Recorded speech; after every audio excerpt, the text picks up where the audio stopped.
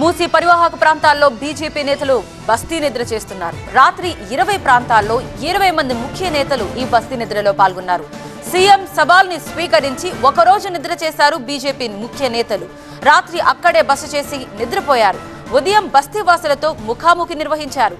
స్థానికుల సమస్యలు అడిగి తెలుసుకుంటున్నారు. మూసీ పునరుజ్జీవంపై ఆరా తీస్తున్నారు నేతలు. పేదల ఇళ్లు కోల్చకుండా మూసీ ప్రక్షాళన ఎలా చేయాలని కూడా వారు చెప్తున్నారు.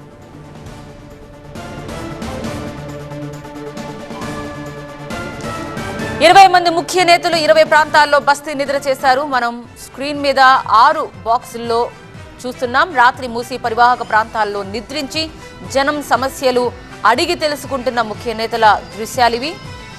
కిషన్ రెడ్డి అంబర్పేట్ బస్తీలో అక్కడే నిద్ర చేయడం, వారితో మాట్లాడి సమస్యలు అడిగి తెలుసుకోవడం.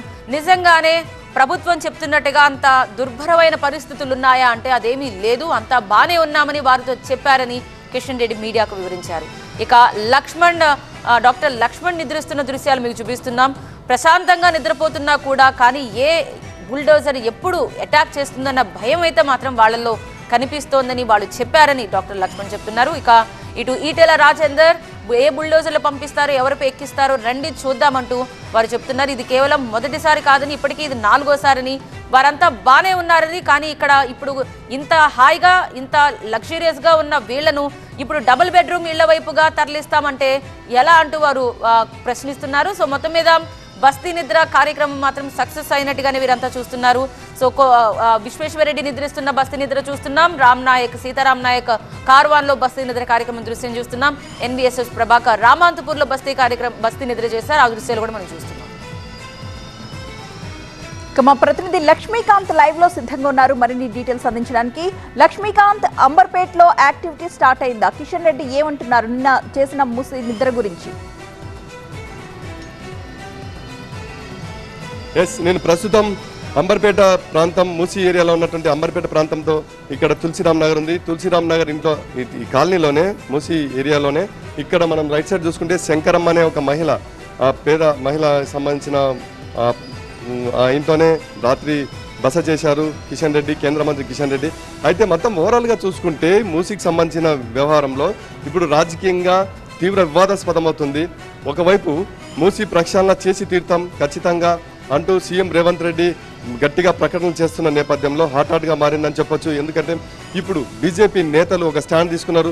మూసీ ప్రక్షాళన చేయాల్సిందే, కానీ ఎటువంటి పరిస్థితుల్లో కూడా ఒక్క ఇటుక కూడా పేదలకి సంబంధించిన ఒక్క ఇంటిని కూడా కూల్చకుండా మీరు ప్రక్షాళన చేయండి, మేము సహకరిస్తామంటారు. అందులో భాగంగానే ముఖ్యమంత్రి రేవంత్ రెడ్డి చేసిన సవాల్ను స్వీకరిస్తూ కేంద్ర మంత్రి కిషన్ రెడ్డితో పాటు దాదాపు 20 మంది బీజేపీ నేతలు మొత్తం మూసీ రివర్ బెడ్ వెంట కూడా రాత్రి మొత్తం ఇక్కడ బస్తీ నిద్ర కార్యక్రమాన్ని చేపట్టారు. ఈ కార్యక్రమం సక్సెస్ అయిందని చెప్పొచ్చు. నిన్న సాయంత్రం ఇక్కడైతే తులసిరామ్ నగర్కు కేంద్ర మంత్రి బీజేపీ రాష్ట్ర అధ్యక్షుడు కిషన్ రెడ్డి ఈ ప్రాంతానికి చేరుకున్నారు. అదేవిధంగా ఎల్బీ నగర్ ప్రాంతంలో మూసీ రివర్ బెడ్ ప్రాంతంలో ఉన్నటువంటి ఫణిగిరి కాలనీలో అక్కడ ఎంపీ ఈటల రాజేందర్ రాత్రి బస చేశారు. అదేవిధంగా చూసుకుంటే ఓల్డ్ మల్క్పేట ఏరియా శాలివాన్ నగర్ కాలనీలో అక్కడ డాక్టర్ లక్ష్మణ్, ఎంపీ లక్ష్మణ్ అక్కడ రాత్రి బస చేశారు. అదేవిధంగా రాజేంద్ర నగర్ కాలనీలో చూసుకుంటే చేవెళ్ళ ఎంపీ కొండా విశ్వేశ్వరరెడ్డి అక్కడ రాత్రి బస కార్యక్రమం చేపట్టారు.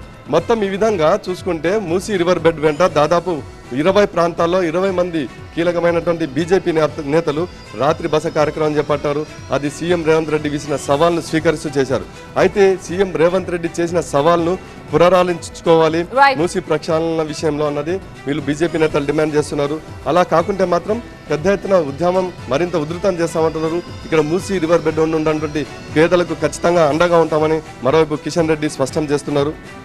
Right, thank you Lakshmikanth.